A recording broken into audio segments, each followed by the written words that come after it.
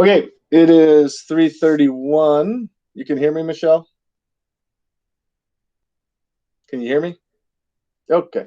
We will get started. First off, welcome. Thanks again for attending this. Hopefully, the last couple of weeks kind of been short on information to get out. Mostly asking questions and trying to solve those, but got lots of information to get out today. So hopefully you find this useful. A reminder, this is our last one of these Wednesday at 3:30. Probably going forward, it'll kind of just be on an as needed basis, and I'll post a meeting, a couple days ahead of time on the district website or Facebook. Probably the general topic, if there's something specific I want to share. And I'll try to do those after 5 o'clock, so maybe more people can attend and or access them. Anyway, last one of these 3:30 things. Tomorrow at 5:30, reminder for those that are in our limited in-person K through 3 students. Right now we'll have a special meeting tomorrow at 5:30. The link is currently on the website. While I'm talking about that, let me share that.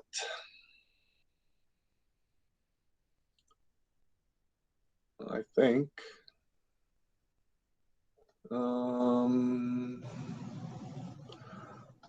Why is that not showing me as an option? I wonder if because for some reason, it's not showing me the share screen option. Oh, now it does. You did the magic trick. A window. Okay, so here is the district website, and you can see the most recent post has that link for tomorrow night at 5:30 for our K through 3 people. Okay, let's go to let's first talk about meals. Meals. This week, 11 to 12:30 at the high school, plus our kids that were coming into the building can receive free anyone lunch breakfast. We're expanding next week. Our next level of expansion that will start on Monday will be in addition to the high school from 11 to 12:30, whereas the drive-through pickup, there'll be 4 spots around town. Those spots will be from 12 to 12:30. The locations are No Tie store, Bush's Farm, the DS Mart feed store parking lot, and which is on Territorial, and Fernridge Child Development on Jeans. So I'll get it all on a website post probably tomorrow once I get the time solid. But for now, it's looking like those 4 sites, 12 to 12:30. Bus will be there with meals. Again, all you need to do is give last name, number of kids, and go on your way. The high school lot drive-through will remain open as well. Please spread this as much as possible. I know we're just getting started, but we're definitely not serving as many meals as in the spring. Hopefully, as we get more into the flow here and get more opportunities, folks start accessing that more. But that's our next level of expansion. Again, that will occur Monday through Friday, those 4 sites plus the high school. The only thing different about the sites is it's just for a half hour. Okay, let's go to the school year page. Only a couple things I wanted to mention on here. Obviously, the metrics have not been good, which we'll talk about later and how that may affect us. So in Lane County, forever we had been under 30, and then school gets ready to start. U of O students come back on into town, and we go from 30 to 64. Sounds like we might go down a little bit next week, but I don't believe we're going to be under 30. So we will see. Reminder, this is the best spot to get up-to-date weekly, not daily, obviously, data, but the best spot to get weekly accurate data. The second thing I would mention on this page, for the last several weeks, well, no, for this week, we had Chromebook or tech support operating here out of the district office from 1 to 3. So I added this line here. Chromebook tech support will continue with the district office from 1 to 3 p.m. every day, Monday through Friday, for the foreseeable future. So for sure the next couple of weeks, and maybe even beyond. Who knows, maybe for months, we'll at least have some period of time every day where somebody could come here with their Chromebook. I'm having a charger problem. I'm having a Chromebook problem. I need a tech to sit with me to offer that support. So for the foreseeable future, 1 to 3 here at the district office, any tech support someone needs, they can meet with someone and talk to them. So please share that information. Just some thank yous. I want to thank our staff who continue to grind every day. They're here early. They stay late. I'd like to say we have this list of problems and we're slowly whittling it down. The problem is we come up with new problems or new challenges that we hadn't thought about or continue to get added to the list. So while each day we're kind of getting a little bit better in solving things, also new things are arising and we're trying to work through them. But thank you to everybody. Elementary principals in particular wanted me to recognize the students, the K-3 students that are on site. They've been doing a great job. The whole social distancing, mask, hand washing thing, they're just great with. There has been very few problems, and the kids are just doing fantastic. Also wanted to just kind of reassure families that, nothing about this, I understand, is good. It is not, I will be the last one to argue with a parent and say, hey, no, what we have going is fantastic. No, it's not. Also recognize we're not different than any other school district. In fact, the things we're providing and doing and have been able to accomplish are at or above a lot of what's out there. I'm in weekly meetings with all Lane County superintendents, and everyone is having the same challenges, if not more than we're having. So just really encourage families to, if you need a mental break and you want to call and yell at somebody, call me. If you need help, call me, call your building principal. Each week is going to get a little bit better. We'll get into a roll of things and just try to stay as positive with your kids as you can. I also wanted to thank a lot of the families that are transporting our limited in-person kids. That's a big help to our bus transportation system. The fact that we have to keep the sizes on the bus under 10, that's been no problem. We've been able to do that well, keep kids apart, not break that 10 number. So appreciate that very much.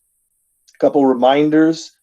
Just remember, we've had very few instances of a kid the last 2 weeks in school for 2 hours where they've been sick, but I've had a couple. Most of them are just minor things, a cold or, kids got allergies or something. But just a reminder to parents that any question at all, your kid isn't feeling well in the morning, just go ahead and keep them home. And then another thing to remind folks about is just the best way to get a problem addressed quickly is to call the school. If the secretary can't help you, call the principal and leave a message. Then kind of the next best thing is probably to email them. But phone calls all day long, they're there early, they're there late, call and leave a message or get on the phone and talk to them. The last thing I wanted to talk about before I turn it over to questions, and feel free if there's something that I haven't addressed that you got a question about to start typing it in the chat box, is just kind of our trends and where we're going. Clearly the data on the infection rate in the county is, it's 60 per 100,000. That's still small, but in relation to where we have been, that is large, and that could change things for us. I have a call in to ODE and the Lane ESD today. I haven't heard back. A lot of Lane County superintendents are confused on if the county gets moved to level 1, what does that do for us? I can tell you there's been a lot of conversations with Lane County Public Health and around this idea that that our messages aren't really aligned, in the sense that Lane County Public Health says, red flag warning, hey, everybody stay home, not only have small gatherings, don't do all these things. at the same time, we're saying, kids, come to school for 2 hours. And I realize that's in conflict, and know that us having that conversation with Lane County Public Health, and by us, I mean all of the Lane County superintendents, they stand firm on they're not, unless a school has a significant COVID outbreak, they're not going to close schools. It's on individual superintendents, school boards, and school districts to decide what we're doing within our district. But I can tell you for sure, while we're not there yet, if the trend continues this way, we're going to have to alter what we're doing. And in that regard, and I'll get a little more specific tomorrow in the 5:30 meeting on the K through 3 parents, we need to get our K through 3 students prepared for CDL. So again, I won't go into much detail here, but briefly, I will say our plan is next week to start with our second, third graders, get them Chromebooks that they can use in class next week, get familiar with, log in, log out. Their teachers are already working on their Google Classrooms, just like fourth and fifth graders. And so our hope is next week, we'll have these devices available, checked out, signed out, practiced, and they take them home at the end of the week. And the following week, they'll still come into school in the morning for 2 hours, but in the afternoon, they'll have some synchronous opportunity with their teacher to log on to a virtual class, and included in their opportunities that following week will be CDL, comprehensive distance learning. We need to get there quickly, because if the metrics change significantly enough, we just say, you know what, kids aren't coming into campus anymore. We need to have an opportunity for these kindergartners through third graders to continue with regular CDL like 4th through 12th grade is. So again, more details on that tomorrow, but the metrics are really pushing us to get, we need to get there anyways, because at some point anything could occur where we need to shut down, and we need to get our kinder through third grade kids Chromebooks. Obviously for a first grader, it's a little bit different. If we just sent home, you know, these 200 kids with Chromebooks with no training in school, that is not going to go well. So we need to have some training available for parents. We need to spend time with kids in class on the Chromebooks, the teachers working with them. They'll be in small enough groups next week with second and third graders to practice this. And hopefully that following week, we'd be set up if school were to close, for example, and we couldn't do limited in-person instruction, that we're prepared and ready for that. So again, more detail tomorrow, but long-term goal, practice second and third next week. They take them home the following week. That week, if assuming we have all the Chromebooks ready for kinder and first, start practicing with them, and then they would get them home. And then afternoon comprehensive distance learning. So I'll be talking about that with K through 3 parents tomorrow. If you have questions about that tomorrow, will probably be the best time, but I can answer some general ones now. Okay, that is all the information I have for the day. And we don't have any questions. I know there's folks out there with questions, so please type them in. Let's see, I'll address some questions I've gotten this week. I think it was yesterday we heard about this printing issue on Chromebooks, especially for our options families. So without going into a whole bunch of background, you know, kids have used Chromebooks in our buildings for years, and they were set up in a way to not allow printing. Why is that? Well, for example, at high school, with 400 kids using a Chromebook throughout the day and a different one in class periods all day long, them being able to connect to network printers and send 2,000 paper jobs to printers in the building was a problem. So they couldn't do that.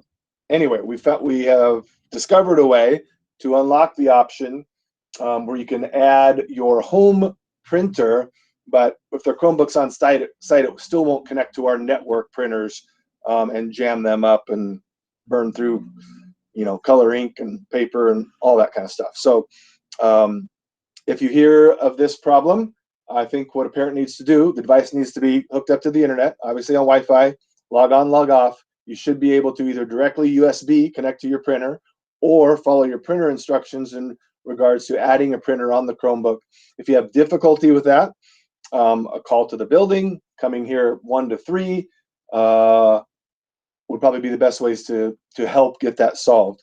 If that's only, I would remind folks too on that, you don't have to print things from home. Yes, there's things in the options program that you need printed, but we can get them to you another way. So earlier today, I posted on the website about, or on Facebook, I think, about the options program is working on printing packets. So every week on Monday, they'll have, if I'm got a second grader in the options program, there'll be a case. You just have to step into the hallway there, find the second grade case, pull one packet. That's all your printed material for the week that you would need. They'll have that for every grade level in options program every week. It could be ready Friday, all of these copies. I'm guaranteeing Monday. If it is ready Friday, I'll let people know and they can come down and pick those up. For somebody that really has a struggle, well, obviously we don't want to go this route. I can't print at home. I can't make it down and pick them up. Call the options program. We'll either drive it over and deliver it to your house, or we'll put it in the mail, carrier pigeon, something. We will get you what you need. Okay, that's everything I got. Again, I still see no questions, so I'll hang on here for about 60 seconds. And if I don't hear anything, I will assume everybody is just super pleased and excited.